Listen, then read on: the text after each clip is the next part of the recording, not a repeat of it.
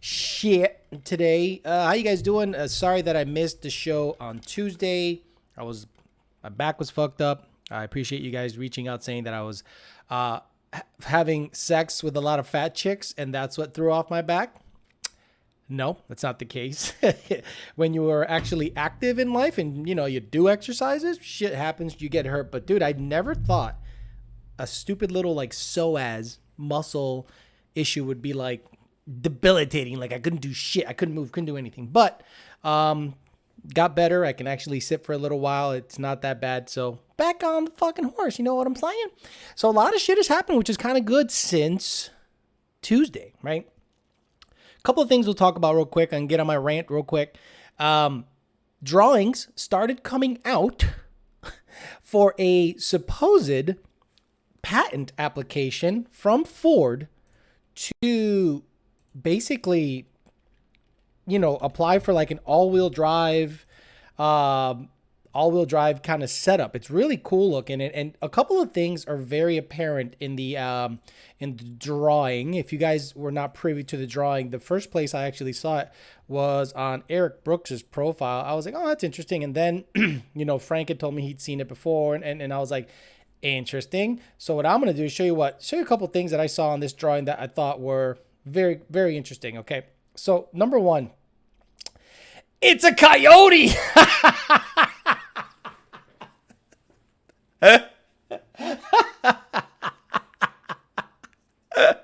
Where's the Godzilla? Godzilla. Okay, so we see overhead cam platform here, a DCT. That's right, dual clutch, and we got the makings of a all-wheel drive system here. Pretty badass shit. So what does that mean? What does that mean? What does that mean, Ale? Ale, what does that mean? So that means street racing gonna be better now because I can go all-wheel drive. So no, it basically means that the potential for a all-wheel drive platform with a V8 Coyote in it is possible. Now, a lot of people that are in the know understand that the new chassis or platform is going to end up being similar to what's in the Explorer now. Like if you ever drive an Explorer ST, that bitch is on point. That sucker is it's just a very well-made vehicle. And if you get a tune in it and you go from there, it's going to be a good time. So seeing this thing pop up made me go, wow, that's interesting, because number one, it's not a Godzilla. Anyway, second, will there be an all-wheel drive platform Mustang? Now, a couple things worry me about the picture. Oil pan. What the fuck's going to go on with the oil pan? So it might be dry sump. Will it be hybrid one way or another? Is there going to be any hybrid technology, which I think there should be? I think that'll be interesting. But I think that is the next evolution in Mustang. Hybrid, all-wheel drive, badass shit. I just don't know if it's going to end up in a car. Now, you saw articles subsequently later on saying that the all-wheel drive platform DCT is only going to be available in the European market. Ford, if you're going to be that fucking stupid and only offer that to people that to this day, look, I am part of the UK S550 page. Love you guys. There isn't a bigger group of ricers out there than the UK people that own S550s. Love you. You're ricers. You are fucking ricers, like so bad. So I cannot imagine you're going to offer an all-wheel drive Coyote or overhead cam Predator, whatever the fuck it's going to be, DCT setup to them first. Fuck you. Fuck you if you're going to do that. Hey, Ford, if you're going to do that, fuck you. We're going to stop that shit right now because we should get it first. We're going to do the best at it. We're going to make it the fastest. We're going to break it first. We're going to do everything first. So please, Ford, if the rumors are true that you're going to offer that to the fucking European market first, you are smoking so much crack. It's not even funny. Second, real quick, I wanted to talk about is a little bit that we'll talk about throughout the whole episode, which is the Kenny Bell Superchargers responding to VMP's claims about rotor weight, parasitic loss, all this stuff. Very interesting. I didn't think they would reply, but I'm kind of like, okay, I don't have a dog in the fight. I don't care. If you got a Kenny Bell, great for you. If you have a VMP, great for you. I have an Edelbrock, so I don't care. But it's interesting that they went back and forth, and they're going to go back and forth. And supposedly, VMP is going to make a video showing boost for boost, what it makes for power. But honestly, can you trust that test? Right? Let's say the Kenny Bell 3.6, which is a stout blower. Stop kidding yourself. Once they get to the threes, the Kenny Bells are hard to beat. So 3.6 versus a 2.6. And if you say, fuck 10 PSI. If you put a 3.6 in a car, 10 PSI, something's wrong with you. You're going to go 15 PSI and up. I think the VMP is going to have a hard time keeping up with a physically bigger blower. It's going to be an uphill battle. But I'm not saying it's not going to keep up with it. I'm saying it's definitely going to, be a good test. But honestly, let's say the Kenny Bell makes more power. Is VMP going to be honest and say, oh yeah, it blew us out of the water by 50 horse? I don't know, but it'll be interesting. So that's what happened, like literally in the last couple of days here, where I was like, wow, okay, that's interesting. So a potential all-wheel drive Mustang, a potential blower war. And I know a lot of the turbo guys are like, oh, slow guy wars. I get it. But you understand, guys, there's like supercharger to turbo in terms of sales. Good luck matching sales. If you want to make money in this world, you got to provide and be with what the people are buying. And people are buying Whipples, especially nowadays. Whipples are pretty much killing it. Then root style or TVSs, whether it be Edelbrock or VMP or Magnuson, and then, Kenny Bells and centrifugals. And that's what people are buying. Sorry. Turbo kits are probably 20% of that, the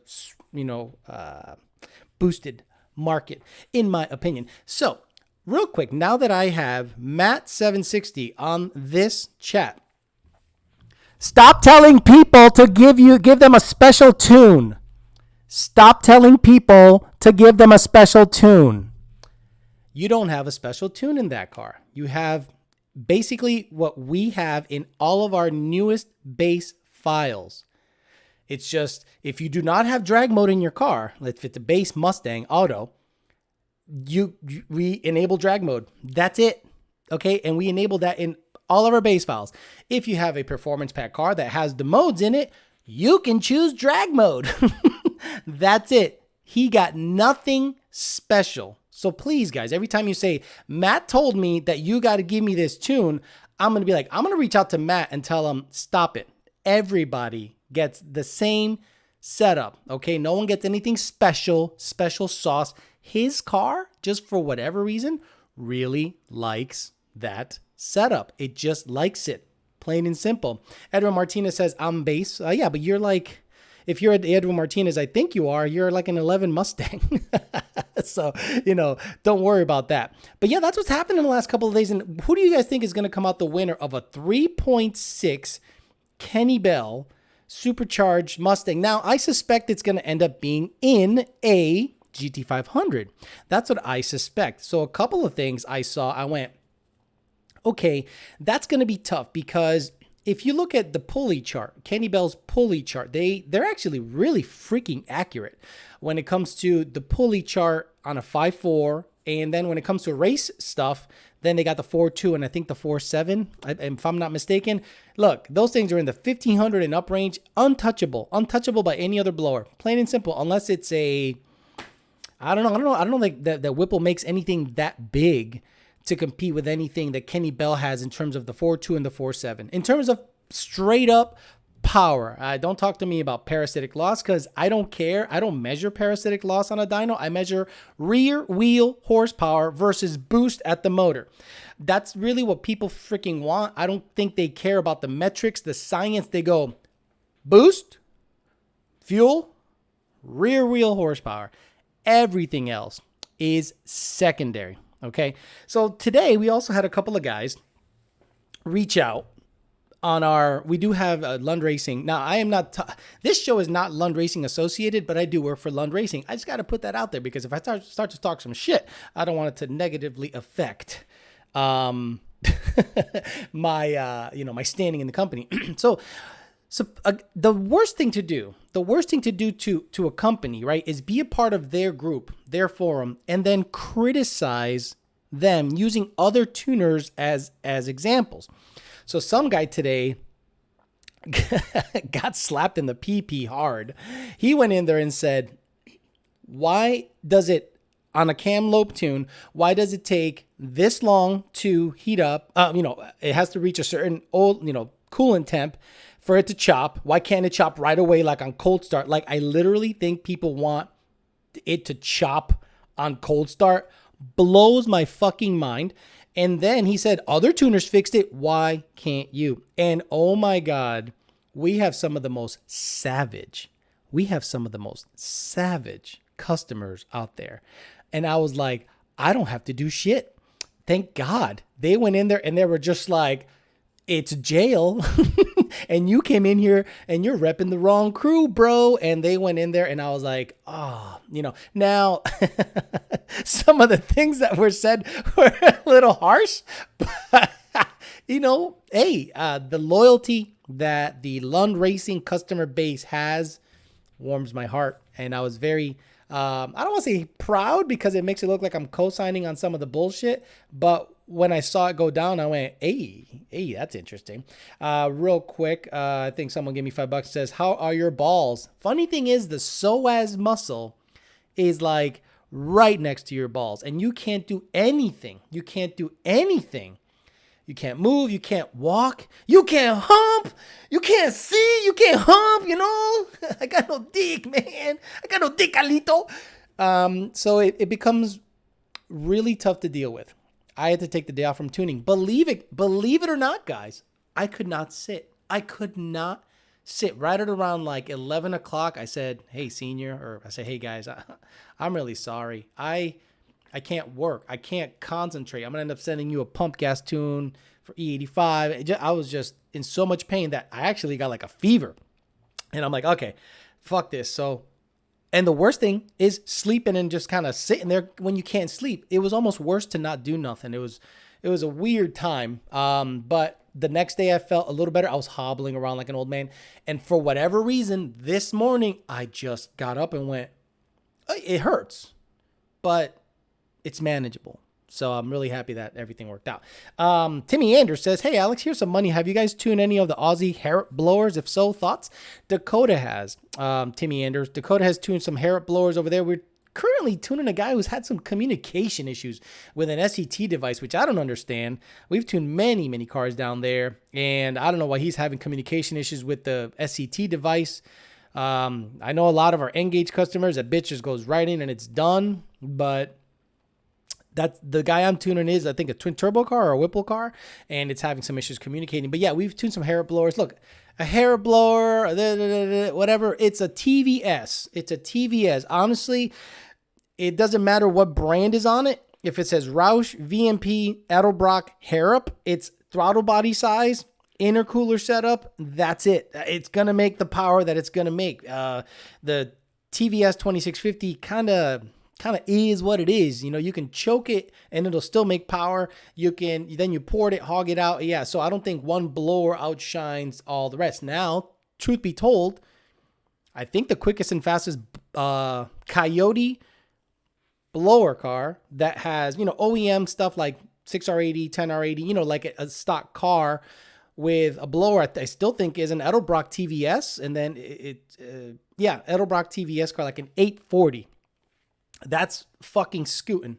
So they take that for what it's worth. Yonce50 says, howdy, Alex. How about a shout out for them truck drivers still hauling oil right now, watching you? Badass shit. Yeah, man. The truck drivers get it up the ass real hard. I'm not saying literally. I mean, depends on what kind of truck you're driving. But yeah, man. I mean, no one is more disrespected on the road than a truck driver. People cut them off. They pass on the right and then just like go right in front of their bumper. They don't give them enough room because those trucks don't stop on a dime. So if you brake check a truck, get ready to get your ass plowed. And, you got to give them the respect Give them a heads up when there's room to pass. They're having a hard time merging. They can't move any faster, and you shouldn't lose patience with them. But people don't give a fucking. Without those guys, we don't get our stupid shit, our food, our merchandise, our stupid K&N cold air intakes. None of that shit is gonna show up without them trucks. So yeah, shout out to all the truck drivers out there that I'm sure love that.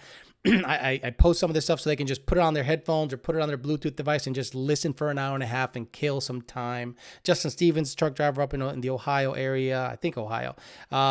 Just shout out to all the truck drivers because you're essential. Like, you're literally, if you stop working, fucked. Like, fucked. You think Americans are going to get deliveries on anything? Toilet paper? Oh, no. You are but fucked without a truck driver. But thanks for the question, Timmy Anderson. And the Australian money. So $30 is like 23 bucks. Appreciate that. Chasers50 says, just installed my 3.0 Whipple on my Gen 3 and getting a dyno tube through Lund at Mexico Racing League. And I'm wearing this shirt for a reason. We have some shit to talk about, some of y'all Mexicans out there. I'm getting a dyno tube through Aces High, I think, MRL. Thanks for all you guys do. Thank you, Chaser. I'm currently tuning a car down there that is way fucked. It's got some wideband issues. It's split in long trims and short trims hardcore. So they're trying to figure it out. Hopefully they get it figured out. And it's, if it's a tune issue, I'll take care of it. But I really don't think it's a tune issue. Smurf Truck says, I want to hear your nitrous cam argument impersonation. I'm not going to repeat that. That is something I should use as a clip. I started now going through all of my videos because I have a good backlog of about 42 videos, an hour and a half each. That's a shitload of time. If I do my math right, it's like a zillion hours. And I say some funny shit. I want to just capture the video and put it out there. And I was like, all right, last week's show was good. So I'm going to go through each and every one of my videos, try to get you as many clips as possible. Basically like Joe Rogan does. Yes, I'm copying what he does, except mine are interesting. No, here we go. Isaac Campbell says 15s or 17s for the street recommendation for 650 real horsepower. 650 isn't crazy horsepower anymore, Isaac Campbell. If you got a 17-inch wheel, get a 305 45 17 ET Street R, plenty for that car. If it's an S550, if it's a S197, get a set of 275 60 15 ET Street Rs or ET Pros if your state doesn't, give you any issues driving those on the street. And I'm telling you, it changes everything about the car at 650 wheel. Wings65288 says, hey, Alex, how do you know if you're a Mustang racer? P.S. My wife is a subscriber and she loves your dating channel. Should I be worried? Wings65288, yeah, you should be worried. This is why. She doesn't care about the shit I got to say. She cares about who's saying it. Do you know what I'm saying? No, really, the dating channel, I think, is probably one of those few dating channels or channels that'll give you, real shit. I'm telling you, what guys talk about. And unfortunately, I don't think that channel, just like this channel, is going to be that popular because algorithmically, once you say fuck shit and get the fuck out of here, it's it's not made for kids. So I'm going to just not share this everywhere, which I understand. But I'd rather have the ones that want to listen and give a shit than the ones that want to keep I want to have a kid and just shove an iPad in his face and he leaves me alone for 50 hours. I'm like, great parenting, motherfucker. Great parenting. Good job. But yeah, no, you shouldn't be worried. She just probably wants to hear a guy's point of view. And then she's going to go, is that true? Is that true? Was I your third option, motherfucker? And you're going to be like, no, baby, you're my one and only. Okay. That was Wing 65288. So thank you for the money. LF, I don't know, something LFLC. Oh my God. Something Coast, Eiffel Coast. I don't know who, whatever. Canada. He said, hi, Alex. If I already have an HP tuner MPVI 2 in my possession, can Lung hook you up with a tune? Soon. I just don't think it'll be any, soon. I don't know. Right. It's not going to be anytime very near future, but I think soon we're going to have to find a way to, number one, protect our files so you can't draw that motherfucker and be like, I'm a tuner now. I'm going to go to the tuner forum and go, I figured out the stalling issue. And it's a Lund tune. So, it's happened. Look, it's happened. The last job I worked at, Joe was literally providing this guy files in like the UK. He was going on the forums saying, I got a file that fixes shit that I developed. And Joe was like, motherfucker, no, you don't. I do.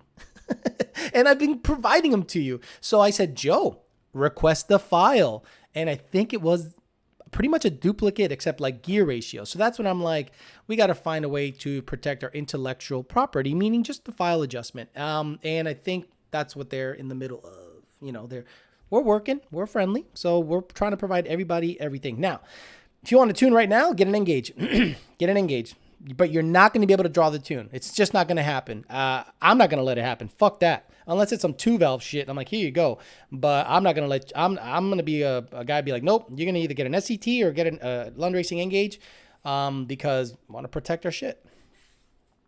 Cuban Coyote, goddamn, thanks for the money, man. I appreciate that. You don't owe me shit, dude. You have paid Lund Racing enough. But he says, what up, Alex? Thanks so much for dealing with me and tuning my car. Can't wait to see what she does on a dig. Now, Cuban Coyote was one of those guys that had nitrous. He was a nitrous guy. And he was like, 150 shot. And I'm like, all right, he's a 175 shot. I'm like, Then he was like, I want to do a 200 shot. I'm like, it's going to blow up. It's going to blow up. Now, a lot of people don't understand why I say that.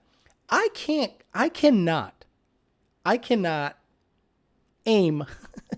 I cannot distribute the nitrous evenly on every cylinder unless you have a direct port system.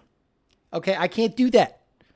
I can't tell you what, I can't tune your bottle pressure. That's up to you. I can't tell you when to I can tell you when to activate it and when to not activate it. It's so much dependent on the end user that I said, you're a big candidate for boost because you just floor it and it's always on and it's all good. After he hurt the motor, luckily he didn't go on the forums talking shit. He just said, I'm going to build it and I'll take your advice. Bought a Paxson 2200, made 830 wheel the other day. I mean, fucking done. And I sent them a hot tune. I'm like, here's a hot ass tune. That bitch will probably make 850, 860. And if you drop down to a 3.1, that bitch will probably make 900. So he listened to me and he is reaping the benefits of actually listening to what we had to tell him. That thing is rolling, dude. Rolling. Congrats on that, brother. And thank you for the money. CG says, tuned my car last week. Thanks again. All right. Awesome, CG. Glad you're happy. I mean, you gave me money, so that means you're happy, right? Abdul Raham Nasser. What is the best compression ratio for GT500? 14.58 with fully built sleeve. VMP Gen 3 A85 gold make all the horsepower. And is safe 11.1 on KB42 make all the boost. E85. Actually, that's probably exactly what he sounds like. So, yeah. I mean, I think Lund Racing, John Lund Sr.'s car has 11.1 compression. You just have to make sure that you're on E85 and you have plenty of fuel. The 4.2 is going to make a shitload of steam. You're probably going to be in the 1,200 to 1,300 horsepower range. Abdul Rahman. Oh, like Hasim Rahman is like Abdul Rahman. Abdul Rahman Nasir. I'm trying. Dude, can it just be Abdul? I'll call you Abdul or Al. But yeah, I think you're going to be in the 1,200 range pretty easily, 1,300 if you want to make all the boosts and got an ice tank and all that stuff.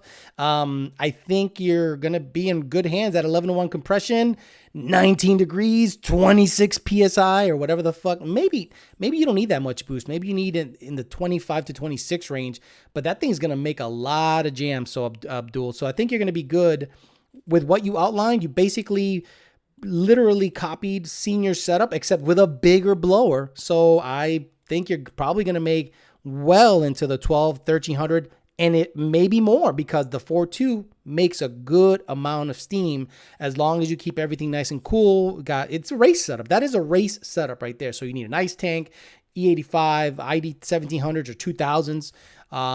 And I think you'll be good, man. I think you'll be real good with that setup, brother. Thanks for the donation and the question. And the new accent I've developed. So anyone that has a Middle Eastern or Persian name, I am going to use that accent. And don't be offended because the Mexicans aren't offended when I go, hey, man.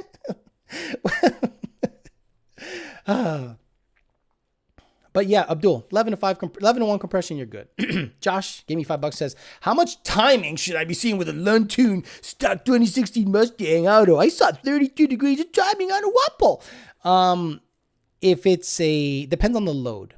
If you're in high altitude, you are not going to see a lot of air load. There's not going to be a lot of air passing through the MAF. So the car's probably only seeing 0.85, 0.86 load, whereas at sea level, it'll see 1.0 load, 1.01, 1.02, and you will see less timing when there's more load, heyo, and you'll see more timing when there's less load. When you're cruising on the highway, that thing's at 33 degrees, 34 degrees, right? And you're at 0.3 load, 0.2 load. When you're at wide open throttle at 0.86, 0.88 load, it's going to be in the 30s. If it's on E85, it'll probably see that much timing. But if it all depends on your altitude and air load. That's really what matters at that point. EJ says, channel support sent you a pic of Hush Money and the McLaren 650s. I got it. Thank you. Appreciate it. That was one of the MRL guys, or one of the guys that was parked with the Mexico Racing League crew, Brian Luna and all them guys. Shout out to those guys who went 7s 4 times in Brian Luna's blue Mustang, the chase car. Fucking phenomenal. 4R200 e-boost shit, like basic Bobo shit with a Aldo Weld's top mount built motor from a local guy, 4R200, built by Midnight, and UPR equipped car. Badass shit. Doug Murphy deleted the message and gave me $10. Sick. I love those. Here's some money. Okay. 8,000 RPMs on a ported 18 manifold on a Gen 2 with a flex tune. She's got OPGs, just FYI, not scared to blow it up. Sounds good, brother. We'll send it. I mean, you want to send that bitch up there? Tell me so. We'll make a little disclaimer saying if you fling a fucking rod, it ain't our shit, and I'll do whatever the hell you want, brother. Pragmatic Lunatic says, hey, brother, glad you're feeling better. How much horsepower can I safely put through my 16 Performance Pack convertible? Well, if it was a hardtop, it would matter. Honestly, no. Just fucking with you. If fuel quality is good, meaning like E85 and supercharged, I think safely 800, 850, maybe a touch into the 900 range, safely. I've seen cars live at 900, no problem, but we're talking safely. So I think 850 tops safely in any Gen 2 car. CG says, tune is amazing. Already wanting more power. Thinking about doing an 85 tune to make extra power safely. Smart man. Mario Madrigal, I already answered that in the beginning. What do I think about the VMP versus the Kenny Bells? Now, luckily, I have gotten a huge amount of experience in the 2 years that I've been back at Lund Racing for round 2.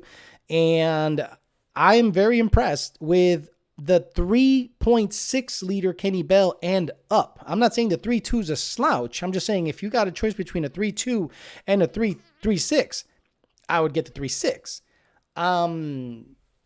And it makes fucking jam. It makes jam. You can't deny the power that makes. Now, you want to live in the 1,000 and up range, you put a 4 in front of any Kenny Bell, good luck trying to match that number. You put a 4.2 built motor, E85, the smallest pulley possible, bitch is going to make whatever the fuck you want it to make. And now with the 4.7, you're going to be in the 13, 14, 1,500, 1,600. I mean, it's stupid power, just dumb shit.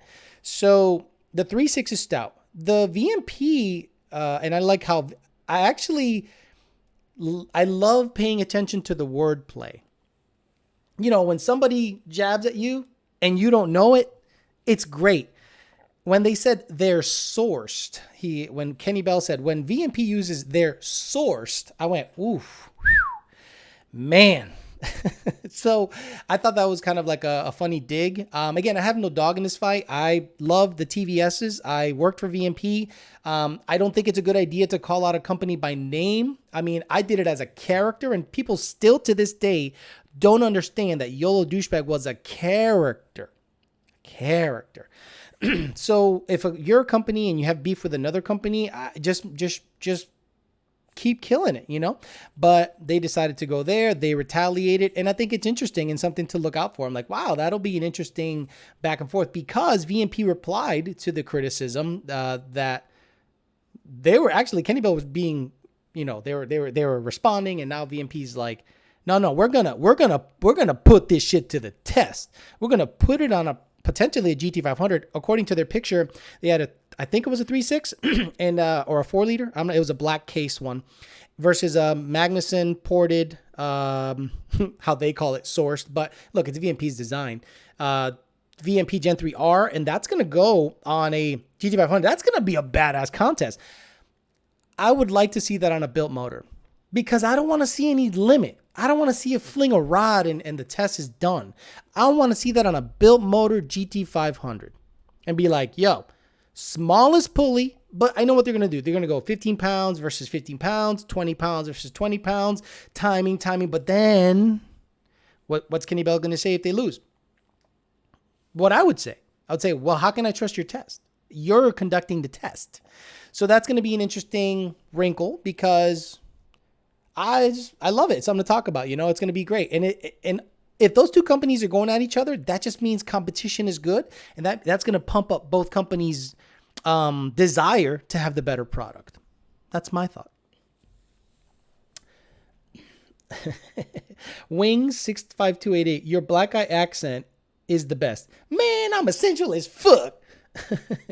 What extra maintenance can I expect with a twin turbo setup? You're going to be under the hood a lot. You're going to be fucking with clamps. You're going to be fucking with everything, lines. If you got manifold pressure as you're, going to your boost controller, you're going to be fucking with lines. You're going to be fucking with everything. You're going to be fucking with everything. Now, I'm not saying you're not going to make more power. You're going to make more power with a turbo. I'm not stupid. I know turbos make more power. It's free power. But it is also more maintenance. Plain and simple. And it all depends on the quality of the kit, right? If you go out there and get a Bobo brand kit, you know what I'm talking about. It's going to make power. Then you got to open the hood and tighten all the clamps down. Make sure the lines didn't burn off and boost controller's working and this. There's more things to fuck with. Whereas a blower is just like, here's a belt. As long as the belt is on, it's making boost. So that's why it sells well. That's why blowers outsell turbos like 8-1. It's not even close when it comes to fast. What's fast, right? What's fast anymore, right? 850s and under. Turbo's got it. Daniel Glenn says, question, would it be worth it to update to a newer tune? Still running. The tune from Dasan from 17, rest in peace, Dasan Holloway, works great. Also thoughts on Speed Daddy headers. I wouldn't go cheap on headers. If they're like cheap, like $600 and under or $700 and under, there's a reason. There's a build quality issue, I think, it's like, or materials issue. But if you don't have any issues, there isn't a reason to update unless you have issues. When it comes to power, timing, fueling, we've been pretty consistent from the get-go, even from my first go-around, which is 5 years ago. And till now, it's pretty similar. I just think there's smoother things, just drivability-wise. But if you're happy with how it's driving, I wouldn't update. If you just want to be on the latest and greatest, it might be subject to an upcharge. But honestly, since 17, the files really haven't changed all that much. Bondo Bird says, I'm designing my own cold air intake for my swap. How big of a MAF would you recommend for a bolt-on naturally aspirated setup with a cold air, not under the hood air, drag car? I think 120 millimeter max, but I think you'll be more than enough with a 105 or a 110. Air raid cold air intakes, like a Gen 1 air raid cold air intake, would be my first choice because it's about 100 something millimeter. Steeda 95s and Steeda 101s are made out of metal, so IAT will be quote unquote higher, but that's only because of the construction material. So I would go with an air raid PMAS, which is 120, or something in that range, like a stock 18 and up, but I don't know if that'll fit in your combination. Stock 18 and up without a filter actually flows pretty freaking good. Let me go to the non-paid chats where the peasants are and see if I missed anything interesting or funny. Probably not. The only people that pay have something interesting and funny to say.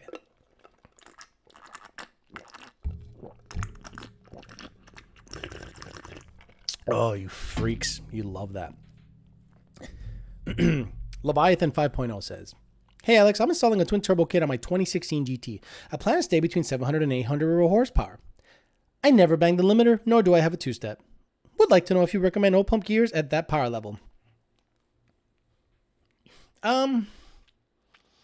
Yeah. Because imagine if you just happen to bang the limiter. It is a turbo kit after all. You're in the middle of, how many times have you seen a turbo car do a burnout, right? And it goes like this. Boo. And you're like, what the fuck? You know, stay off the limiter. I was off the gas, dude. I'm like, wow. All the time. Whereas supercharger guys are like, whap, whap, whap, whap, wham, and they can control it. But once boost hits, sometimes it goes out of control depending on how aggressive you're boosting the car. So Leviathan 5.0, yeah, it's worth it in my opinion. Big X Wendell says, took me months to find it, but I was in absolute shock. He said it's a lot, but you got to pay for what you want. Still skeptical, was a joke, but we went back and forth for like 10 messages. I don't even know who we're talking about here. I must have missed something. Choo Choo Boy says, what's your deadlift, squat, and butt size? Just trying to fit in here with some of these comments. Venezuelan from Texas 2K, Kansas Mamabicho. Deadlift, I probably do 475, but I'm going to stop deadlifting because my back don't like it. Squat, I can do 350, pretty couple reps. I don't want to do it much. My butt size, meaning my butt size, I don't know. Who measures that? It's good though. I'll thrust the shit out of a motherfucker. There's a thrusting contest? You are fucked. Hey Alex, I currently have a JLT Series 2 Luntune, 373 gears, thinking about doing an aluminum drive shaft next. What else do you think I could add for badass daily driver without breaking the bank? E85 or a manifold, if it's a Gen 1 car, because you said Series 2, sounds like it's a Gen 1 car. 18 manifold will bolt right on that bit, and not much tuning change needs to happen, and you could probably get one unported for like a couple $100. Excuse me. Epstein didn't kill himself, says Makita. Sweet. While blowers on the Coyote, Cobra Jet, enough said. Yeah, it's a Whipple. Pulling the plug on it. But then people will say this, right? This is the stupid argument people fucking have, right? Because Mustang guys are pretty fucking stupid. Like, really stupid. They say shit like, oh, yeah? Well, the Super Snake, what's in the Super Snake? What? Whatever the fuck they want. It's like whatever they get the best deal on, What's in the Celine? It could be whatever the fuck they want. Like the Celine truck has a Edelbrock TVS. The Celine S550 has a Kenny Bell. What the fuck? And the Super Snake has Kenny Bells, but the, what is it called? The 1000? What the fuck? What's it called? The Super Duper Snake? The Super Duper Derpa Snake 1000 has a Whipple. So all those arguments go out the fucking window.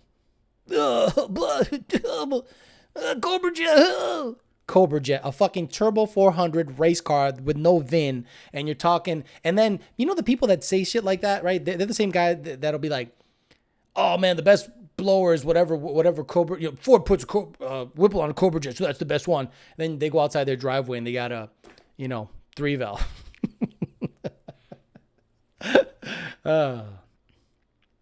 Okay, here we go. You guys, you guys are supporting the shit out of the channel today. F-150, S-550 says, must get old answering the same questions. If you're paying me, I'll answer the same question 15 fucking times. Don't care. Doug Murphy says, hey, bitcha. Currently building my own twin turbo setup. Uh-oh. I know how to weld. I got this. Hey, why is my car misfiring at 5,000 RPMs? 1450 MT82, preference for MAF and O2 sensor location. Support at lunracing.com. We can give you actual diagrams, where they end up, where we would like certain things. More importantly, is going to be primary size, downpipe, so you don't have a lot of back pressure. And don't be like, oh, I'm just going to get better valve springs so I can combat back pressure, or just build a better turbo kit. How's that? But I think O2 sensor location is close to stock as possible, but it's a twin turbo. I'm going to do bumper exits. Oh, that's fucking original, bumper exits. I'm totally taking over this conversation as a hypothetical conversation on my own because it's more interesting that way. No offense. But Doug Murphy, hit us up, support at lunracing.com. We'll be able to tell you in pictures where we prefer shit. Daniel Arabia says, hey, Ale, I got a Gen 1 6R80 car. What rear gear ratio and converter would you recommend? Anti-manifold, Pima, Comp 3, and free flow exhaust with 885. So if you're gonna stay naturally aspirated for a while, I'd get like a 3C, because when you go boost, that 3C will work good with any boosted application, whether it be a Whipple, a TVS, a Paxton. To me, the 3C is the Chevy 350 of Circle D converters. The 3C stalls at a nice RPM, naturally aspirated, that is not too aggressive. You can drive fine, and it's all good. Some of you guys get a little too aggressive. I want an 8F. It doesn't even move, till 8,000 RPMs. Honestly, just the 3C is the Chevy 350 of Circle D converters. 3C. And then go, okay, well, I'm going to eventually go boost, because you eventually go boost. Then you got to buy the converter twice. Oh, but they do a free revision. Okay, so you got to take it out. Like, dude, 3C is, in my opinion. What rear gear ratio? 355 is a nice in-between gear where it can go boosted or naturally aspirated. If you're too afraid of the gear, 331 is more than enough, brother. So hopefully that answers your question. Mark Lennon gave me $5 for no reason. Thank you very much. And Scott N from Canada says, sup, bitcha? Just showing channel support with some Canadian pesos. That Trudeau's a fucking piece of work. You motherfuckers got a complete shithead on your hands. A complete shithead. And if you keep voting for that motherfucker, that makes me think your country is all fucked up. Oh, but you voted for an orange guy. Orange. Before the coronavirus, we were rocking and rolling. Oh, they grabbed him by the pussy. All of a sudden, you give a shit about how a guy talks. Fuck out of here. Again, hypothetical conversations. He said none of that. Because it's more interesting that way. Isaiah Garate says, hey, Alex, I just bought an IAT2 sensor for the VMP supercharger. How much horsepower am I looking to get to looking at the wheels with the built motor, and how many pounds of boost with the stage 1 Ben tranny? What a jarbled fucking message. How much horsepower am I looking at to the wheels with the built motor, and how many elbs of boost with the stage 1 Ben tranny holds RST clutch? Okay. The stage 1 Caliber transmission, guys, does not hold any more power than a stock transmission, okay? It just has better synchros, better, I think, pads on the shift forks. It's upgraded stock in terms of how much power it can hold, whatever the gears are, which are stock. So you got to understand that is going to be the limiting factor as to how much power it'll take, as much as a stock tranny hold. Transmission. Tranny. Ah. I blew my tranny. You did? You queer? Well, no, he identifies as a girl, so technically I sucked a girl's dick. So you're straight. Totally. Sucking a girl's dick is totally different than sucking a guy's dick. Mm-hmm. But let me answer your question, because you paid $10. So if you built the motor, Isaiah, and you have E85, sky's the limit, man. Which VMP supercharger? Gen 1, Gen 2, Gen 3? I mean, they have a Gen 1, Gen 2, and Gen 3. If it's a Gen 3 or Gen 3R, 1,000 and up is no problem. 1,000 and up is no problem, brother. Poor man pelvic torque. Michael Martin. Hi, Mr. Flores. I've been enjoying your streams. Your Spanish impression sounds like Michael Pena from Ant-Man. Michael Pena from Ant-Man. Oh, yeah. He was in Narcos. He was the Mexican cop that got killed by the cartel that made the DEA start looking into the cartels. I forget his name in the Narcos. That's where I was like, man, I like this guy. But I don't like him in any other movie, like any other movie. Fernando Garza says, hey, Alex, is it possible to Coyote swap a 3-valve using a stock trans and HVAC system? Yes, Fernando Garza. That's what Christian Papa did to his Barricade Mustang that him and Gina own. So, yes, it is possible. If you want details on that, you can contact Christian at Power by the Hour. So hit up Power by the Hour, call Christian and be like, let's talk, bro. And he'll talk to you all day. But yes, is the question. Just Cursed Garage says that's not a good name for a garage. Cursed Garage. You guys ever love these shitty shop names? Like Flatline Racing. I'm like that's a weird name for a flatline. I mean, it's dead as fuck. My favorite, and should I say this? My favorite. I'm not gonna say it because I don't want to start. There's no drama. I just think it's the funniest fucking name in any Mustang shop. It's in Florida. I was like, why did you name your shop that? that sounds like anything, exploding in the name is not a good name in my opinion. But anyway, Curse Garage says, just finishing up my GT500 built motor, Whipple 3.0. I can say the toaster oven versus the Magna Dong War in the GT500 would be pure comedy gold. Keep up the good work, man. It would be, because it's the way it should be run is this. There should be a neutral shop install the Kenny Bell blower on a built motor GT500 with a good clutch because it's going to make some jam, and go 15, 20, 25, max boost. Boom, boom, boom, boom. With an independent tuner. Same shop that has nothing to do with either tuner installs the VMP Gen 3R. 15. I don't care how you do it. I don't give a fuck what pulley combo you need. You got to get 15 pounds out of it. 15. Whoop! And have an independent tuner that is not attached to either company do the test. And go, boom. That's what I made at 15 PSI versus the Kenny Bell. Do the same thing at 20, 25, then max. Kill the shit. That's how it should be done in my most humble of opinions. I don't care about parasitic loss. I don't give a fuck about how much power to the wheels. That's all we give a shit about. Does Lund offer Ghost Cam tune for an 18 F-150? No. It's a truck, dude. It's a truck. Hull, plywood, fill. What's the other shit? The shit you put around the trees to make it look cute in the spring. What is it called? What's this shit? I used to own a couple homes and I'm just like lost on it. That shit, that red or brown shit you put around bushes so it doesn't look jank underneath, What is it? Fuck, I can't even forget it. Anyway, it's a truck. Use it as a truck, please.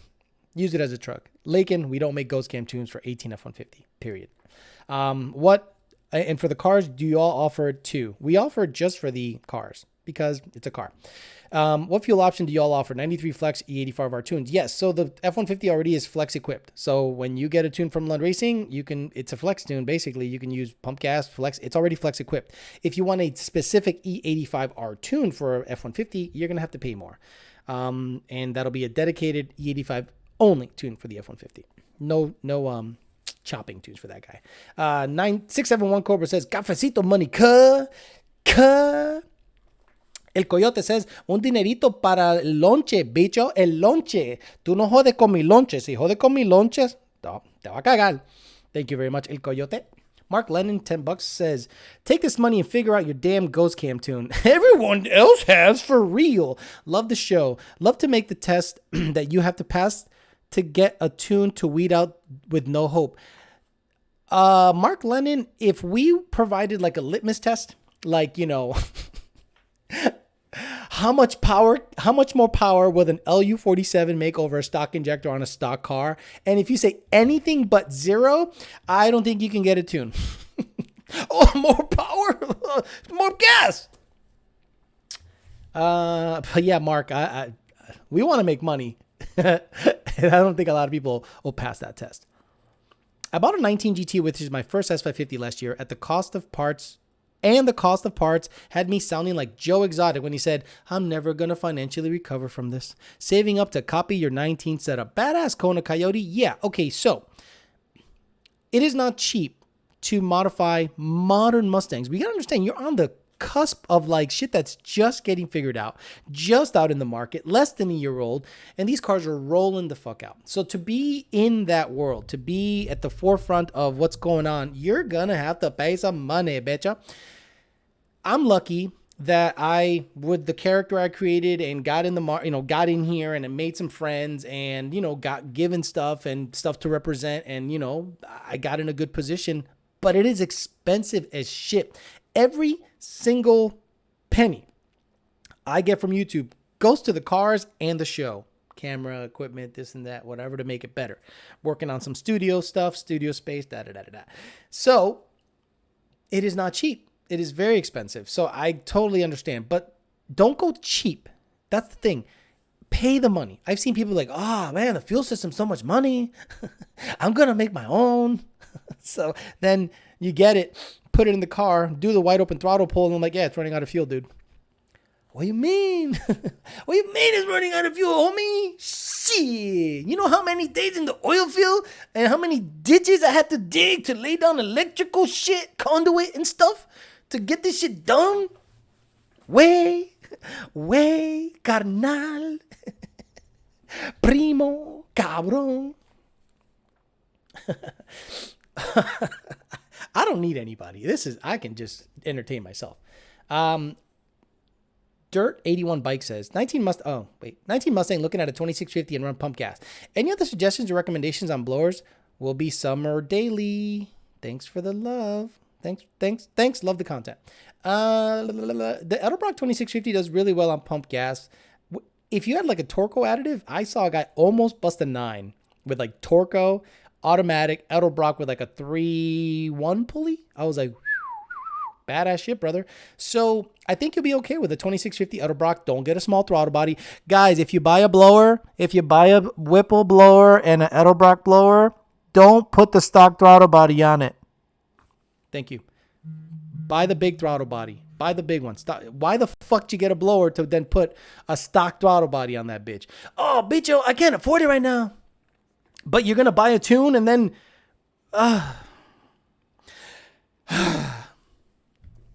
But yeah, I think you'll be okay, brother.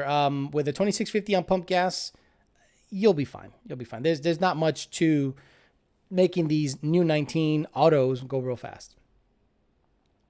I know you're busy busting chops, but I'm a welder by trade and currently building 3M a machine to make more mask essential as fuck. Thank you for the input. No problem, Doug Murphy. If you've never built a turbo kit, I don't know what to tell you. You can know how to weld all you want, but understanding back pressure and all that stuff. Again, I'm not busting your chops, but definitely hit us up at Lund Racing. We'll take you serious and try to guide you in the right direction in terms of where we want what and what works best based on our experience. That's the best way to do it, in my opinion, sir. And thanks for the money. Most Lied says, 15 Mustang GT. I got a P1X Pro Charger carb legal kit. Oh, well, look at you. 10 pounds of boost. NU 52 injectors, OPGs, and a 1-inch lowering spring. UPR vertical links, toe links, and rear diff bushings, subframes, bushings. Car went 10.9, 128. That's pretty good. It's a 15 Mustang. Okay, that's actually really good. That car probably needs a converter and some race gas, and that bitch will be a 1050 car, 1040 car, pretty easily. So, or some 355s converter and some race gas, 1030 car all day. I think so. I mean, yeah, more boost for sure. But that's pretty impressive, actually. Schaefer says 15.6R80 ported 18 manifold TSP. Is that Texas Speed headers? The ones without the rear row twos? Is that Texas Speed headers? JLT 120, 3-inch exhaust, 315 gears, tuned by YOLO on the 85R. Best kit to run boosted for 600 to 700 horsepower for a daily driver. It's really hard to beat in terms of price. A Paxton kit or a Vortec kit. It is so tough to beat. If Pro Charger's comparable, look at that too. Because you're a 15.6R80 car and you're on 315 gears and no converter, you're probably going to want a blower top mount so you can have the torque to get out of the line. So I recommend a VMP Gen 2 or Gen 3, Edelbrock 2650 or a Whipple supercharger, whatever fits your budget, but at least 10 PSI, 10 to 11 PSI on either setup is going to yield you a deep 10-second car without much trouble, sir. But you're going to have to get rid of all that shit. Unless you want to keep your 18 manifold and all your other shit and just go pack it and send it, you should be okay. But honestly, with that current setup, I would do a top mount blower. Top mount being Whipple, VMP, Edelbrock. I'll even mention Kenny Bell in there. I've never, you know what's one thing I didn't see, I haven't really seen a lot of tests on is Coyotes with Kenny Bell superchargers. I know the two-way isn't all that impressive. I know that the 3.2, it's comparable. Like it's comparable to everything else that's out there. That's why I say it's how you want it to look under the hood, really. Midlife Crisis Racing paid me $5 and said 16 manual with about 60,000 miles. Would you put a blower on it? If so, Whipple or Edelbrock? Thanks. If it's a 16, yeah, I'd boost it. I boosted my black car at 50 something thousand miles, and it has like 120 now, and it's like in Massachusetts, like everyone has gang raped that car and just keep selling it and selling it and selling it and selling it. So that means like something's wrong with it. Which means I'm never buying it back. But I would do, honestly, I like the Edelbrock, man. Look, I'm a TVS guy. When it comes to power delivery out of those two at your power level, which is going to be a pump gas deal, I would do a Edelbrock. Now, if you're going to say, I want to make the most horsepower possible, which of the two would you pick? I would say the Whipple. If you're going to have just a horsepower dyno queen, I'd say the Whipple. Riding on Chrome says, is 47 watt data logs enough to get a baseline tune? John Lund Jr. might also want to know. Love these informative streams. No, I don't want to be your friend. Perfect. Thank you, Riding on Chrome, because every single time I send somebody a tune, they friend request me. And I'm like, no, we're not friends. We're not friends. 303 Sheep Machine says, shout out to my truckers. Trump 2020, drain the swamp. Okay, so Bernie Sanders dropped out of the race, right? So that not only, I might be jinxing. Look, I'm not a like super Trump supporter or anything, but out of all the motherfuckers that were out there, you got to keep the businessman. The orange guy looks really good right about now than a guy that was biting kids' cheeks, smelling their hair, and the other dude, the oldest dude, tugging on the heartstrings of millennials and fuck faces and, these people that, thought they were going to change the world, and he just kept taking their donations. Now he'll buy a fourth house with your stupid ass money, you stupid motherfucker. That's right. Bernie Sanders played you. He played you motherfuckers like these stupid motherfuckers think I'm gonna stuff. I'm 150 years old. I want a fourth house.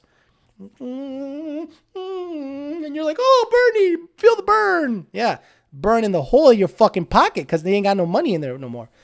Stupid motherfucker. But yeah, thanks 303 Street Machines. Brian Geisler says, hey Alex, Boss 302 return style fuel system E90 made 834, load bearing dyno jet made 917. What number should I trust? Trap at a track. You go to a track and you see what you can mile an hour, and then you like do some math versus the vehicle weight of that run. That's the power number. I don't care about a dyno number, man. If you go to one to the other, who gives a shit? It's a tool. It's a tool for the tuner to be able to say, here you go, see you later. If the dyno jet made 917, it made 917 that day on that dyno. If it made 834 on the load bearing dyno, I'm sorry, hold on. 917, you're wondering which is true because you don't want to pop the engine. Shit, I don't think you should trust either. If they vary 80 horse like that, I wouldn't trust either. Actually, if you're too concerned about that, back the boost down, or just tell your tuner, hey, take some timing out, or back the boost down yourself, because the only way to really measure what's happening is at the track, mile an hour versus vehicle weight. That's the best way to know how much power that car's making. Free college. Yeah, right? Like, how fucking stupid do you have to be? And I don't want to blame millennials, because millennials are like 30 years old now. But you really think there's anything free that the government can provide? Again, do you think there's anything free that the government can provide? Where does the government get its money? Us. So who's paying for your college? Us. And if you're in the workforce, you stupid motherfucker. Hey, Alex. Oh, I already got him. So Brian Geisler, I honestly go to the track. If the car traps into the 140s or 150s or some stupid fucking number like that, then that thing's making some fucking serious jam. I remember my 720 rear wheel horsepower 11 GT500 went 141 and it weighed 3,600 pounds. And it was right on the money, like 700 something rear wheel horsepower. That's how I did the math. And I said, okay, I can't go any lower on boost or any lower pulley size because I'm going to blow it up. It was already at 700 wheel. Sebastian Thierjung says, hey, Alex, Gen 2, PMAS, long tubes with free-flowing exhaust, 18-ported manifold, W47s, tuned by Lund, power estimate, love the show, my weekly entertainment. Gen 2, PMAS, long tubes, 18, 450. 440 to 450. That's my best estimate, sir. Let's talk boxing, Alex. Best pound-for-pound fighter in the 90s, 2000. Roy Jones Jr. Not even fucking close. When I saw Roy Jones Jr. beat the shit out of... it's not Glenn Coffey. It was another guy. I forget. He lost to him or in a disqualification because he punched him while he was on the ground. And then the guy played like he got killed. And then he knocked him out in one round. He beat the shit out of everybody that was in front of him. Now, when he got older, he slowed down and that was it. But pound for pound best in the 90s and the 2000s, Roy Jones Jr. by far. It wasn't even close. De La Hoya wasn't the best pound for pound of his weight class. Not even close. Not of his weight class. He was fighting Chavez when Chavez was like 150 years old. I bought a used 19 GT with a 2650 Roush. Oof. Ugh, I'm so sorry. I know you hate them, but I dropped boost to 10 pounds and it added a BAP. Would you guys tune it? Not unless it has a MAF on it. Just because we don't want to go through the whole fucking shit. Like, not unless it has a MAF. MAF on it. Mass airflow sensor on it. I don't think we're looking to tune that map. Sorry. But 19 GT. Hit us up. support@lundracing.com. Ask the question. Get an official answer. Brandon Watson says, fuck yeah, Roy Jones Jr. left hands will make you question life. Captain Hook. That guy was Captain Hook. I mean, like, legit. Do you know the horsepower loss of an MTD2 and a 6R80 Gen 2 car is asking for a friend? My car is a 3,300. What the fuck is it? 3,300. 134 mile an hour. What? That's light. The power Kyle, Jesus Christ. You guys got to step up. This guy's giving me 100 every time I show up. Shit, dude, Kyle, you're ridiculous. But let me get on this Timmy Anders question. Do you know the horsepower loss, though, MTD2 and 6R80 Gen 2 cars? That is funny, Timmy Anders. I think it's either, I would do like a 10%, or I would do like 11 or 12% on an MT82 car and closer to 15, 16% on a 6R80 car. That's the best way I could put it to you. You know, it's not a huge drastic loss, but it's more so on a 6R80. So I would do like 11 to 12% MT82, 15 or so percent, 16% on a 6R80, meaning you'll see less power at the rear wheel with a 6R80 than with an MT82. But Jesus, to the big baller in the room, the guy that just dropped his dick on everyone's shit here, was like 19 GT that says thank you. Adam Abdallah says Wendell, I guess. I don't know. Kyle Brandon, just showing support. Feed them Lund boys with $50. I cannot say enough for all the help I've received from you, John Jr., Brandon, Nardi, Tyler, Lund Racing for the win. Kyle, fuck, thank you very much. I really appreciate you give me all this money. You guys should learn when you get your checks, drop me a dime. Because it ain't your money. It's free money. It's come from nowhere. It comes from the sky. Bullshit. It's your money. Mulch. Thank you. Insane Mustang. Oh, my God. Mulch. I couldn't get the word mulch. I'm like, what the fuck's that shit you put on the bushes, man? The flower bed. Fucking mulch. Oh, honey, the mulch is looking kind of old. Let's go to Home Depot this Sunday morning. I don't want to do that. I just want to sit home and drink my fucking coffee and shut up. Thank you, Insane. It says, if you want to talk about big blowers, I'm waiting to see how the new 3.8 Whipple will do on Coyotes and GT500s. That's the elephant in the room, right? The elephant in the room with the Kenny Bell and the VMP argument is the 3.8.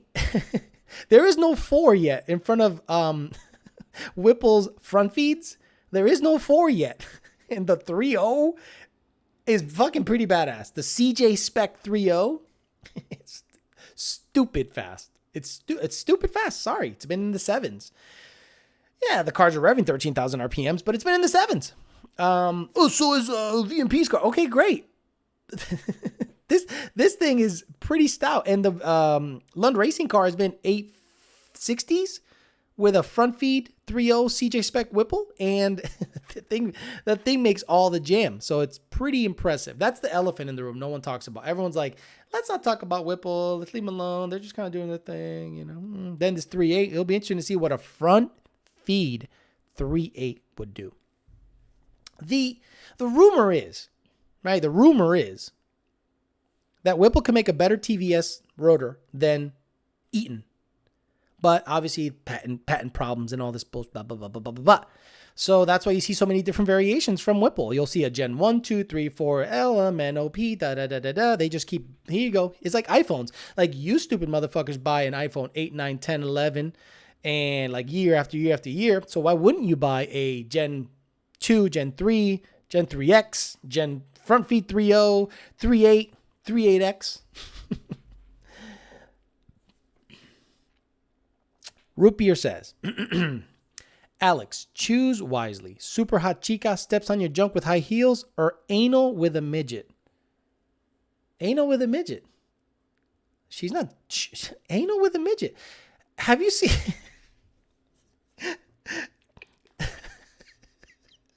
anal with a midget? Like not even close. A hot chick that causes me pain versus sex? Anal with a midget all day. I found a 2011 5.0 Mustang with 102,000 miles for $10,500. It's a 630 with just exhaust. If I pull the trigger, what should I do first? Brockton, Mass here. Brockton, Mass. I was born in Stoughton, Mass, Jordan. First of all, rust-proof the bottom because I know where you live. It is salt central up there and you're by the water. Honestly, I would do gears. It's Massachusetts, so you can't do much, right? I would do gears, free flow and exhaust if you can get away with it, and get away from the stadies. Long tubes, and maybe an 18 manifold and a colder intake. That bitch will be fucking fun for a very long time. It's got too many miles to throw a blower on it, to be honest. I would rebuild it, then look into supercharging it or something like that. But honestly, I just don't want to supercharge something with that many high miles. I'd keep it NA for a while. Tyler Whitley says, I just bought a 2020 F-150 on Monday. Looking into a power adder. Jesus Christ, drive it for a while, bro. I have a buddy that just upgraded to 1700cc injectors from FIC 1000s on his GT500. Should I buy them off him for my truck on the On3? 1700, like injector dynamics. Okay, because the FIC 1650s have to be fuel injector clinic. Those are the ones we support. But they still are touch and go. Like mine are okay, but I tuned another one with my injector data and it was just a little off. So I don't know if it's a data thing. I don't know if it's a build quality thing, but you know, they didn't tune exactly the same. That's what we recommend, you know, injector dynamics when it comes to the big boy stuff on a stock operating system. 1700s, in my opinion, is too much because I guarantee you're going to be on pump gas. You're going to be on pump gas. And 1650s and 1700s do not like to idle properly on pump gas. It's just a pulse width issue. It's just the way it splatters shit all over the place. I just don't recommend that big of an injector on pump gas. If you're going to live and stay on E85 forever, it's not a bad idea to pick them up, but only if they're FIC 1650s or just get some 1050Xs. Just, dude, 1050Xs will support about 1,000 horse, which is like 200 more horse than you want on that truck because you're going to blow it up. You're going to blow it up. So all you need is about 1,000cc injector in that truck because you have 16 injectors, 8 DI, 8 PI. Rodo12 says, yo, Alex, you ever trip over that couch leaving the room behind you? No. That's a bathroom, so I don't really trip over that couch. And it's a big room. It's a good sized room.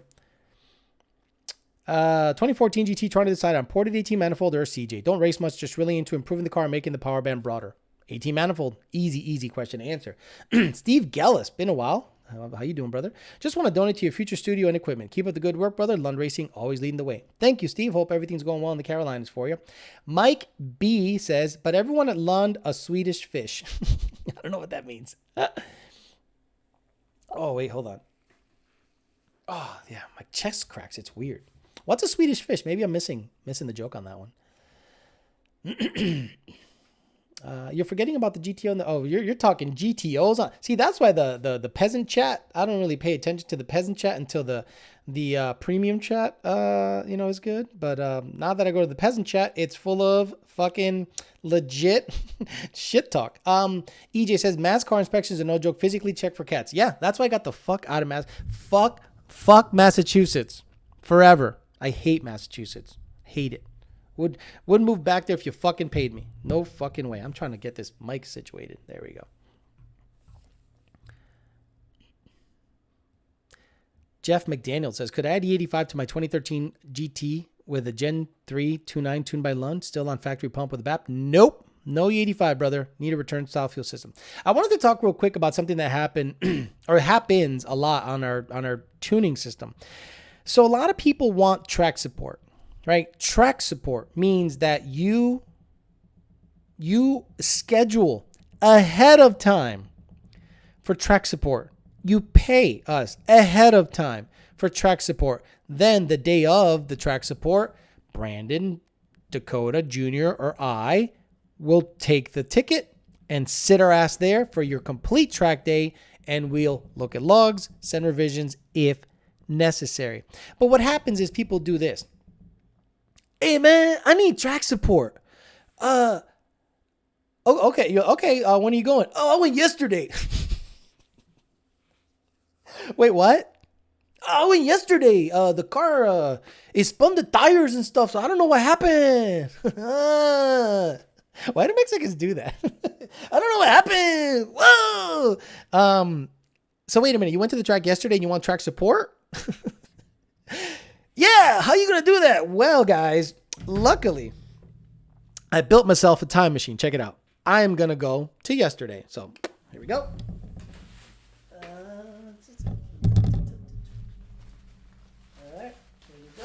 All right, here we go. So, here we go. Starting it up. Okay, time machine.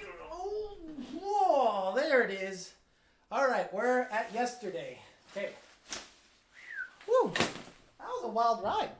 Space-time continuum and shit. That was a wild ride to yesterday. So how can I help you? He said, I want track support for yesterday. It's like, okay, so how the fuck are we going to do that? So guys, if you want track support, look, schedule it way ahead of time. Like way ahead of time. You know, the funny thing is I watched the replay on the thing and it's like a good minute delay. And I'm like, wow, I'm fucking retarded. But yeah, look, you gotta really, outline what you're going to do ahead of time. Don't be like, I need track support for yesterday. It's like run-on sentences and just craziness. Oh my God, I look so retarded. I'm looking at myself in the screen. I can't believe I have enough room in this fucking place to turn on my time machine. There it is. Oh, I'm such a retard. But anyway, if you guys want some track support, please make sure you schedule it ahead of time. Schedule your track support ahead of time. Thank you very much. Oh, shit. Someone's like, bad luck forever now. Yeah, because I opened an umbrella inside. Yeah, the space-time continuum can fuck you up because it is the fabric of space. It is the fabric of space. Haik Boyadan. I probably say it wrong every time he says something, but he says, not car-related, but I can send you do a Russian American accent for like a, not car-related, but can I see you do a Russian or Armenian accent for like a minute? I'm not that good at Russian accents. I'm really bad at them. I'd almost have to have like someone say it and me repeat it. No. Honestly, I'm not that good, especially on the spot. Sorry, thanks for the $5, but I'll try to sprinkle it in there. I'll just give me a bit. I'll do it before the end of the show. Oh shit. Solo Mang says, "Hey Alex, new to Ford. Is there a flex fuel tune for a 17 Raptor?" No. I know there's some flex fuel F-150s. Right, naturally aspirated. Raptors are twin turbo EcoBoost. No. So there is no flex fuel tuning for any boosted vehicle. Clutch Moments, cool name, says 18 manifold long tube headers, cold air intake, E85. How reliable is that on a Gen 1? 70,000 miles, anything you could change to improve reliability? That thing will last 130,000 miles if you treat it right and you change the oil in a timely fashion. So honestly, you definitely should have plenty of reliability with that. That's a very tame setup. Long tubes, cold air intake, and E85, as long as you change your oil, do regular maintenance on the car, and don't drive it like a fucking moron, you'll be good.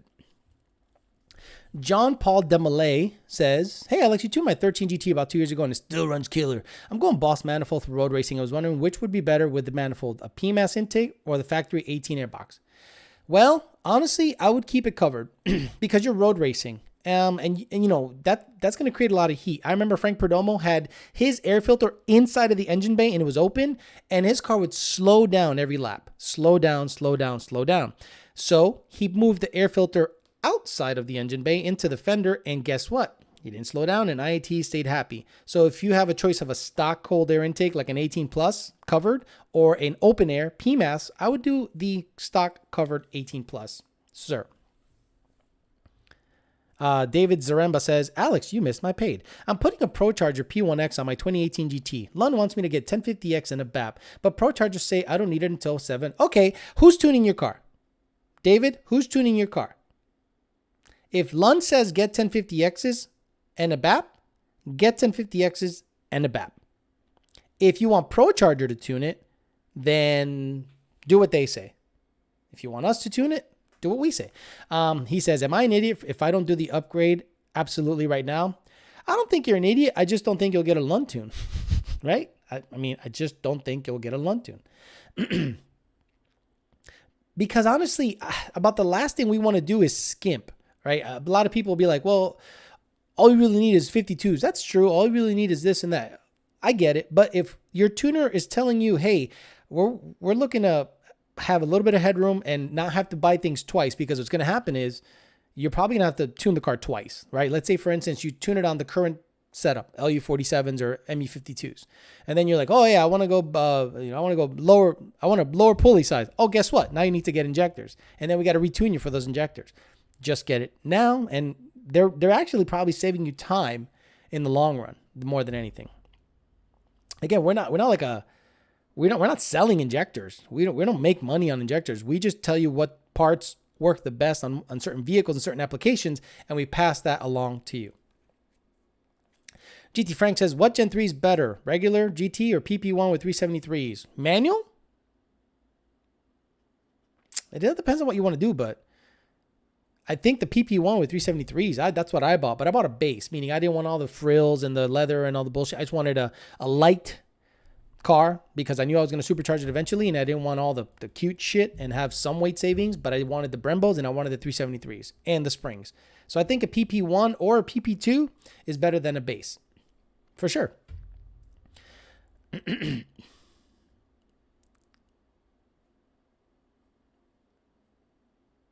LS guessed when.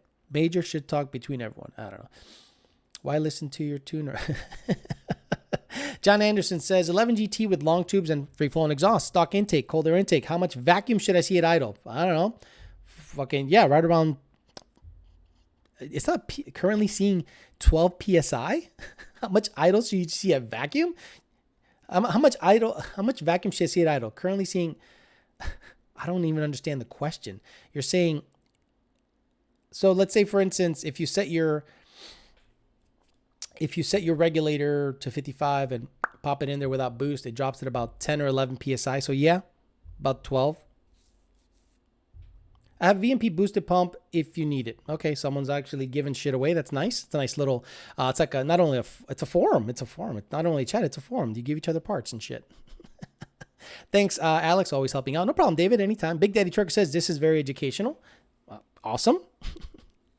LS guest. Come on now, Alex. Who's the LS guest? I guess Spark 1420 wants to make a name or so. I don't know you. And I don't even know that you would be a good source of information. The only guy I would ever have on the show that's an LS guest is David Clunkerton, because he's smart, not stupid, not a fanboy, not a shithead, and he would actually educate me on LS stuff. I could also talk to Sergio Rojas, who is a local guy, and he can give me the rundown on basic LS stuff, but he's a busy guy and I'm not going to take up much of his time. Oh, gotcha. Tyler Whitley says, I'd be buying the FIC 1000s from him, not the 1700s. Okay, go ahead and buy the FIC 1000, sir. You're good to go. Christopher Barfield gave me $2 and retracted his comment. Sweet. Spank Lank says, 14 GT MTD2, and I am gone because the chat just moved. Okay. 14 GT looking into Roush or VMP or Paxton. Which kit would you think would be easier to get into the 9s? Also, can I run C16 with 1000cc and a BAP? Yeah, you can run C16 fuel, 1000cc, and a BAP on a stock fuel system. Yes, you can do that. I did that for a little while. I think you'll be easier to get into the 9s with a Roush because you'll be able to 60 foot better. The Paxton, you have to launch that bitch high, maybe off a 2-step to build a little boost and get going. But I think you'd be easier to go into the 9s with a Roush or VMP setup. And yes, you can run C16 with 1000cc injectors with a BAP and a stock fuel system because C16 is pretty dense. So you should be good.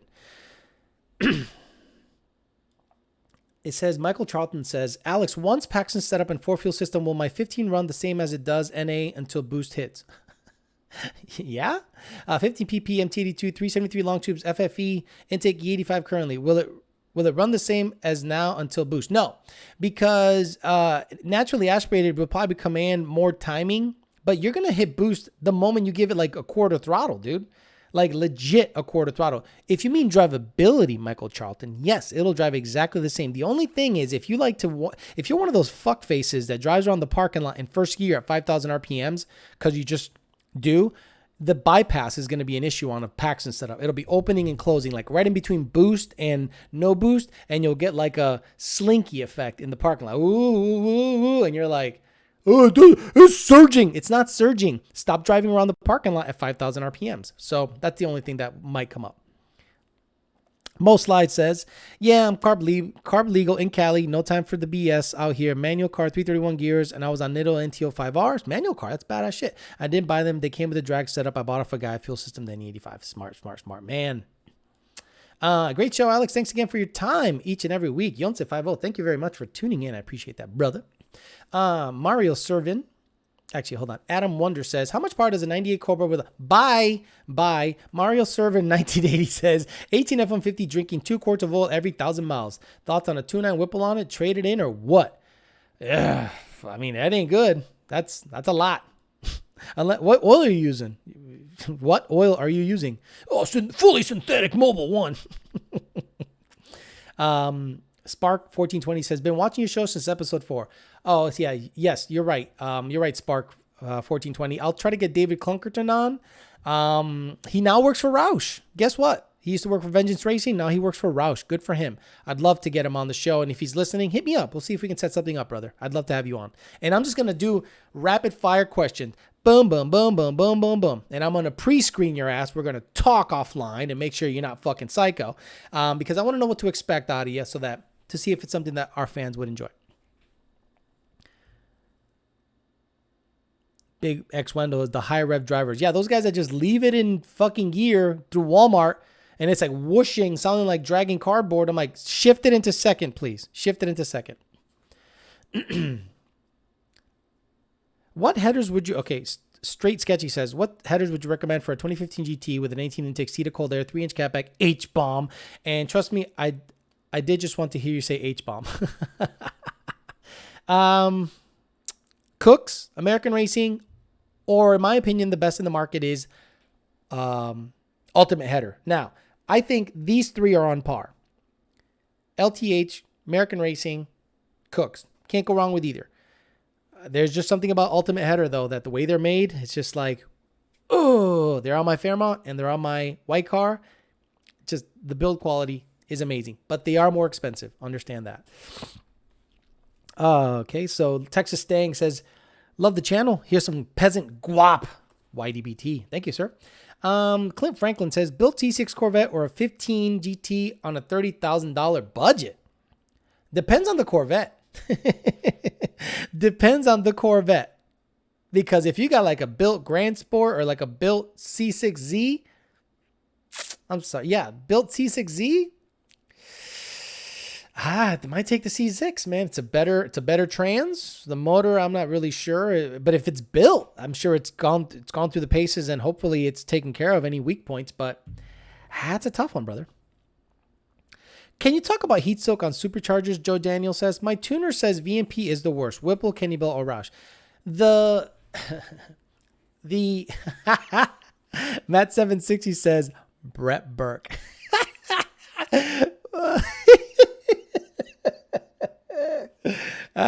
Look, I was gonna do like a whole clown of the week shit, but Brett Burke got a little sideways last week. I think the Corona quarantine got him all fucked up, and he was drinking a little bit, and he apologized like a grown ass man. He apologized, so I'm not gonna go in on him because he apologized. That was very nice of him. Just don't do it again, man. Just don't do it again, man. Just, be straight with us. Don't be bullshitting us, man. Thanks, Matt 760 for reminding me of that. So, heat soak is highly dependent on your intercooler system. Plain and simple. If you have a Roush supercharged vehicle, it has like a single pass heat exchanger, no fans, and it's going to take longer for that supercharger to recover after a pull than the same supercharger with a AFCO triple pass heat exchanger and dual fans. So the heat soak isn't necessarily supercharger specific, it's the intercooler system. Now, which one creates more heat? Well, the one that's working hardest. Let's be honest about that. The one that's working the hardest. And spinning the superchargers at the speed that they're spun to, like a TVS needs to spin higher. So let's say, for instance, 10 PSI versus 10 PSI. They're all going to heat soak the same. The ones that don't experience any heat soak are usually centrifugals. Why? Because it's a fucking, they're away from the engine.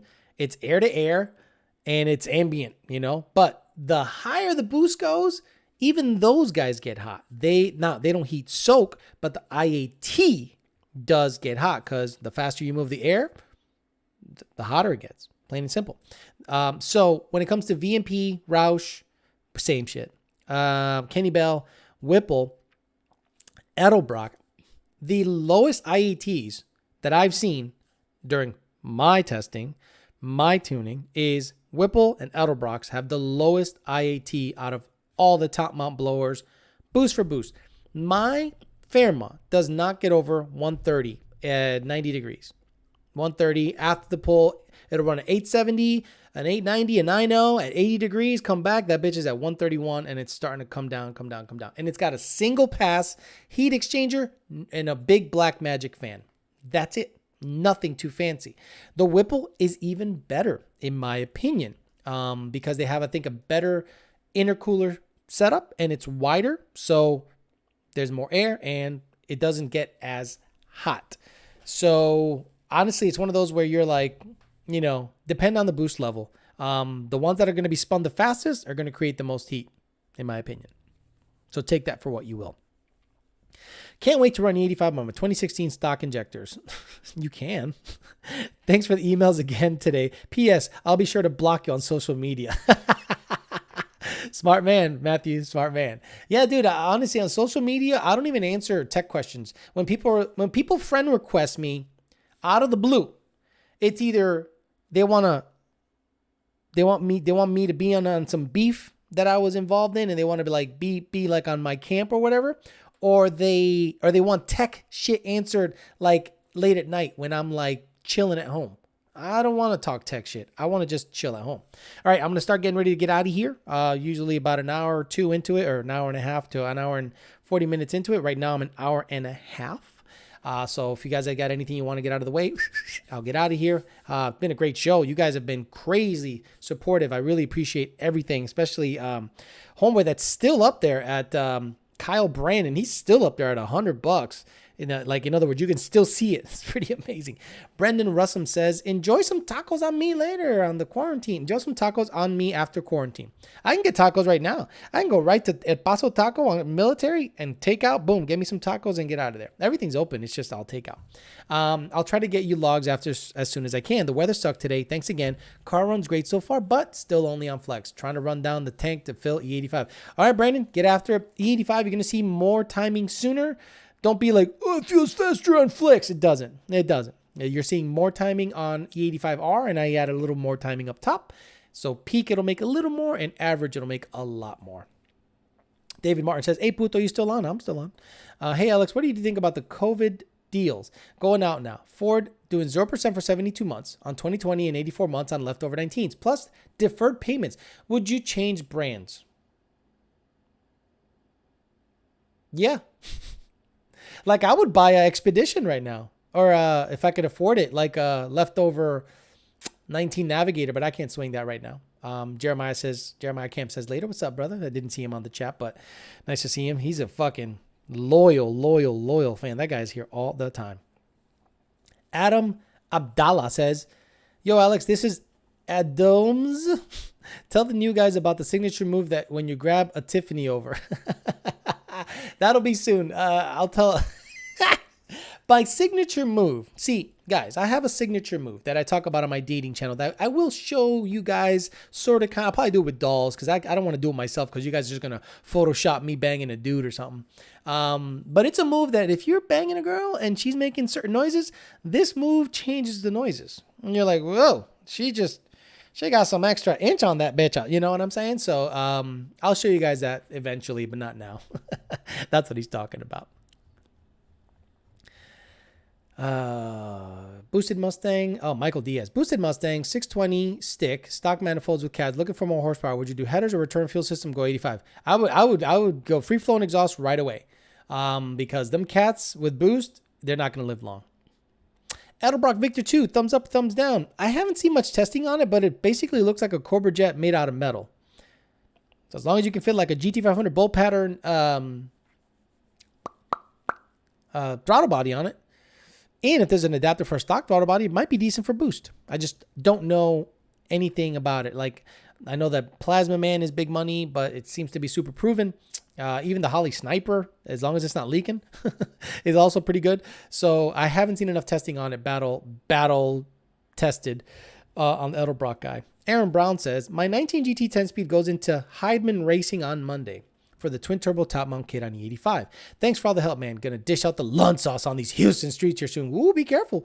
There's a lot of Houston boys that run our shit. Manuel Gomez, pretty much, him and Aces High and all those guys. Aldo and Mexico Racing League. Twin-turbo shit comes out of there like nonstop. So you're gonna have some competition in Houston, man. But if you can make it in Houston, you can make it anywhere, really. I mean, if you're gapping in Houston, you're more than likely gapping most of the United States. Hey, Alex, do you or Lund have any experience with BoostWorks and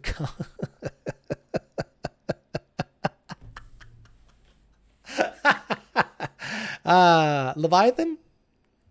I will not answer that question because my not answering it should answer it.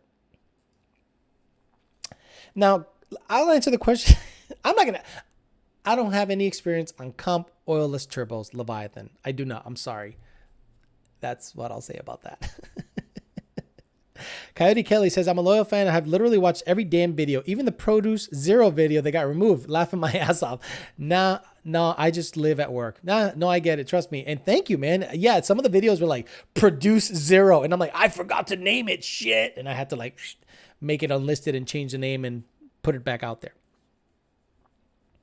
Slab Shack Records said the 1320 junky ported blower took senior's car over 800 wheel. Is it compatible to the VMP? Look, a stock blower will make 800, guys.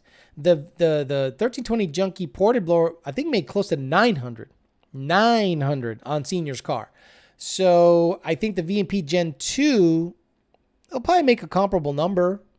But honestly, the stock blower will make over 800. The 1320 ported version made over 900. ProCharger is building ventilators now. Okay, cool. Is that for real? Alex, have you guys noticed any decline in business with this Corona shit going on? Michael Charlton, we are the luckiest people on the planet. We are busier than ever. Busier than ever.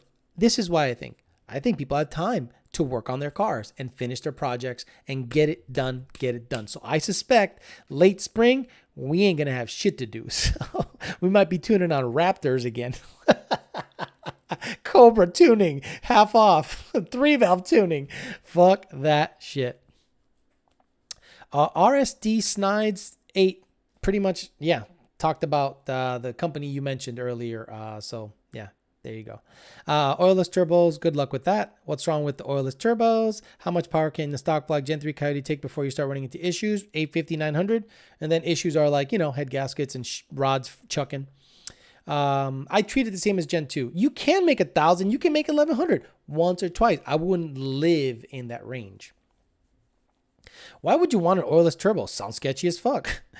Carlos Finch says that. Okay. I'm just trying to get everyone in here. 3-valve Eric says, thanks for another great show. Always a laugh. Have a good night. All right. Highest compression you would go on a 1314 G500 built motor, pump gas, stock compression. No higher than stock.